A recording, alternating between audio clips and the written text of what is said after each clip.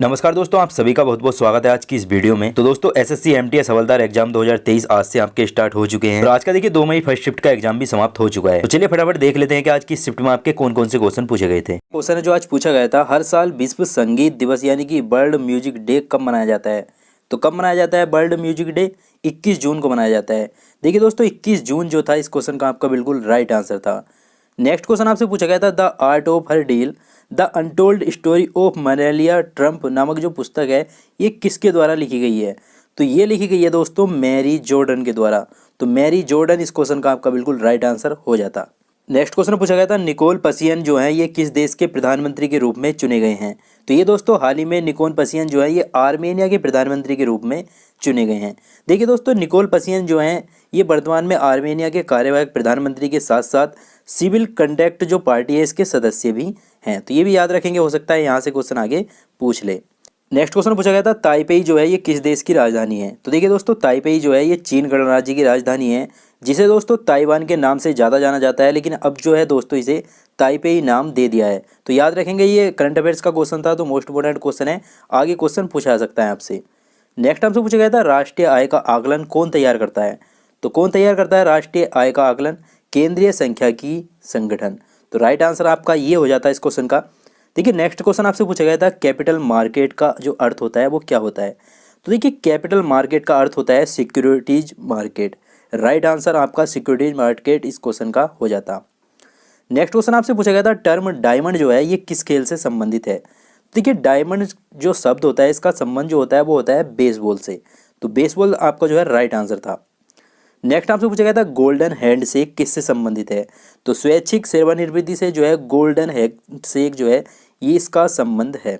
Next question पूछा गया था, किस टूर्नामेंट में महिलाओं के लिए वर्ल्ड टीम चैंपियनशिप भी कहा जाता है। तो देखिए दोस्तों उबेर कप या उबेर टूर्नामेंट जो होता है इसमें महिलाओं का जो मैच होता है उसको क्या कहा जाता है, वर्ल्ड टीम चैंपियनशिप भी कहा जाता है। तो इस क्वेश्चन का जो राइट आंसर था वो था उबेर कप। नेक्स्ट क्वेश्चन आपसे पूछा गया था, खुला बाजार प्रचलन किसका हिस्सा है। तो खुला बाजार प्रचलन जो है ये है जामा नीति का एक हिस्सा। तो राइट आंसर जामा नीति इस क्वेश्चन का आपका करेक्ट था।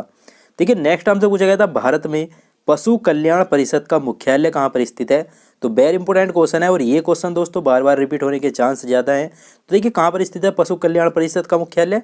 चेन्नई में स्थित है। याद रखेंगे, आगे क्वेश्चन पूछ सकता है आपसे। नेक्स्ट क्वेश्चन पूछा गया था, 1938 में गठित राष्ट्रीय योजना समिति के अध्यक्ष कौन थे।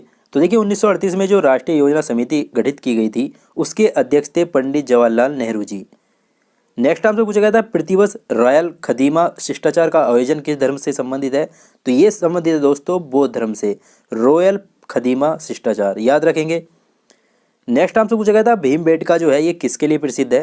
तो सभी को पता होगा गुफा शैल चित्रों के लिए जो है दोस्तों भीमबेटका प्रसिद्ध है। नेक्स्ट आपसे पूछा गया था, पृथ्वी और सूर्य की निकटतम दूरी वाली स्थिति को क्या कहते हैं।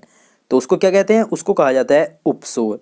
यानी कि दोस्तों जो पृथ्वी जो है सूर्य के सबसे निकट होती है उसको क्या कहते हैं, उपसौर कहते हैं। और पृथ्वी जब सूर्य से अधिकतम दूरी पर होती है तो उसको कहा जाता है अपसौर। तो दोनों में कन्फ्यूज बिल्कुल भी नहीं होना है। यहाँ से आप देखिए दोस्तों उपसौर पूछ लिया तो अपसौर पूछे जाने के भी ज़्यादा चांस हैं। तो उसको भी याद रखना है, जब सबसे ज़्यादा दूरी होती है पृथ्वी और सूर्य के बीच तो उसको कहा जाता है अपसौर, वो निकट होती है तो उसको कहा जाता है उपसौर। देखिए नेक्स्ट आपसे पूछा गया था, पृथ्वी के परिभ्रमण से होने वाली हवा के झुकाव को क्या कहते हैं। तो उसको कहा जाता है दोस्तों कोरियोलिस प्रभाव। राइट आंसर आपका ये था। नेक्स्ट आपसे पूछा गया था, भगत सिंह मेमोरियल कहाँ पर स्थित है। तो फिरोजपुर दोस्तों पंजाब में जो है भगत सिंह मेमोरियल स्थित है। देखिए नेक्स्ट आपसे पूछा गया था, लोग घरों में ताले नहीं लगाते थे। फाहियान ने यह कथन जो कहा था ये किसके बारे में कहा था। तो ये कहा था दोस्तों चंद्रगुप्त विक्रमादित्य के बारे में।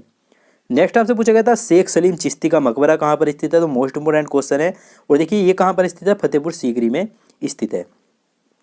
नेक्स्ट आपसे पूछा गया था, दस्तक शब्द का क्या तात्पर्य है। तो शुल्क मुक्त व्यापार से तात्पर्य है दस्तक शब्द का। वेरी इंपॉर्टेंट क्वेश्चन है, आगे क्वेश्चन पूछा जा सकता है तो याद रखेंगे। देखिए दोस्तों जितने भी क्वेश्चन मैं बता रहा हूँ सभी क्वेश्चनों को याद करना है, क्योंकि दोस्तों यही क्वेश्चन होते हैं जो आगे जाकर आपके एग्जाम में रिपीट होते हैं। क्योंकि दोस्तों जो ज़्यादा शिफ्टों में एग्जाम चलते हैं तो उनमें प्रीवियस ईयर जो शिफ्टें होती हैं या प्रीवियस ईयर जो एग्जाम हुए होते हैं तो उसमें से ही क्वेश्चन को रिपीट कर लेते हैं। तो इस तरह से तो करते हैं, तो इसीलिए आपको सभी क्वेश्चनों को याद भी करना है। देखिए बहुउद्देशीय नदी घाटी परियोजनाओं को आधुनिक भारत के मंदिर किसने कहा। तो जवाहरलाल नेहरू जी ने कहा था ये भी। देखिए जवाहरलाल नेहरू जी से 2 क्वेश्चन ले लिए आपकी इस शिफ्ट में, तो हो सकता है नेक्स्ट शिफ्ट में आपकी गांधी जी से क्वेश्चन ले ले या सुभाष चंद्र बोस से क्वेश्चन ले ले। तो इस तरह से आपके जो है टॉपिक होते हैं जहाँ से रिलेटेड क्वेश्चन आपके एग्जामों में पूछे जाते हैं। लेकिन नेक्स्ट आपसे पूछा गया था कौन से फ्रांसीसी यात्री ने 6 बार भारत की यात्रा की, तो वो की थी दोस्तों टेवरनियर ने। नेक्स्ट क्वेश्चन पूछा गया था उत्तर भारत में शीतकालीन वर्षा का कारण है, तो क्या कारण है? पश्चिमी चक्रवातीय विक्षोभ। नेक्स्ट आपसे पूछा गया था ग्रीन मफलर का संबंध है, तो ध्वनि प्रदूषण से है ग्रीन मफलर का संबंध। अब देखिए कुछ क्वेश्चन मुझे रीजनिंग से मिले हैं, तो चलिए इनको भी देख लेते हैं। देखिए क्वेश्चन है 123:36 समानुपात 221 अनुपात क्या, तो यहाँ पर क्वेश्चन मार्क के स्थान पर बताना है कि क्या आएगा। तो देखिए यहाँ पर आएगा 25। अब ये कैसा आएगा, चलिए इसको देख लेते हैं।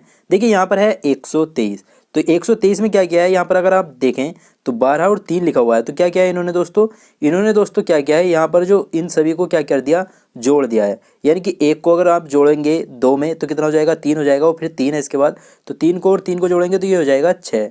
और 6 का क्या किया है इन्होंने दोस्तों, स्क्वायर करके यहाँ पर लिख दिया है। तो 6 का स्क्वायर 36 होता है, तो ये यहाँ पर इस तरह से आ गया। उसके बाद 221 में भी इस तरह से करना होगा, 2 ऐड करना, 2 और 1 को जो है प्लस करना होगा, तो कितना आ जाएगा 2 + 1, ये आ जाएगा दोस्तों हमारे पास 5। और 5 का स्क्वायर अगर करते हैं तो वो होता है 25। तो ये 25 जो आया, ये इस तरह से इस क्वेश्चन का राइट आंसर आपका आया है। आगे देखते हैं। देखिए नेक्स्ट क्वेश्चन भी आपसे रीजनिंग से ही पूछा गया है। एक सीरीज दी हुई है, उसको पूरा करना था। तो चलिए देख लेते हैं इसमें कैसे क्या है। देखिए सबसे पहले है W से आया है T, उसके बाद है P, फिर M, फिर I, फिर F, फिर V, और यहाँ पर डबल क्वेश्चन मार्क दिया है, यानी कि 2 यहाँ पर जो है आपके लेटर आने हैं। तो चलिए इनको देख लेते हैं। देखिए W का कोड कितना होता है, 23 होता है। इस तरह के क्वेश्चन में आपको दोस्तों सबसे पहले तो सभी के कोड अच्छे से याद होने चाहिए। देखिए T का कोड कितना होता है, 20 होता है, तो सभी के कोड भी लिख सकते हैं आप, या ऐसे ही देख सकते हैं कि 23 में से सबसे पहले 3 माइनस कर दिया, उसके बाद P है, तो P का कोड कितना होता है, 16 होता है, तो इसमें से क्या किया, 4 माइनस कर दिया आप इस बार।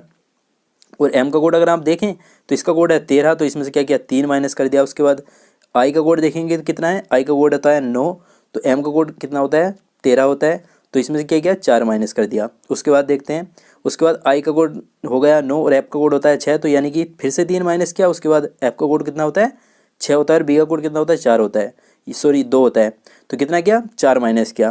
तो यानी कि एक बार जो है 4 माइनस हो रहा है और एक बार 2 माइनस हो रहा है। तो अब क्या करना होगा, देखिए यहाँ पर F में से जो है 4 माइनस करके B आया था हमारा, यानी कि F का कोड 6 होता है, B का कोड 2 होता है।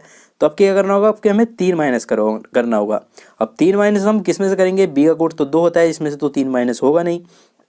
तो इसके लिए क्या करना होगा हमें दोस्तों, इसके लिए हमें दोस्तों 26 में 2 ऐड करना होगा, क्योंकि 2 जो है B का कोड है, तो ये हो जाएगा हमारे पास 28। अब इसमें से अगर हम 3 माइनस करते हैं तो हमारे पास आता है 25, और 25 जो कोड होता है ये होता है Y का। उसके बाद हमें 4 माइनस करना है, क्योंकि एक बार 3 माइनस किया है, एक बार 4, पूरी सीरीज में इसी तरह से हो रहा है।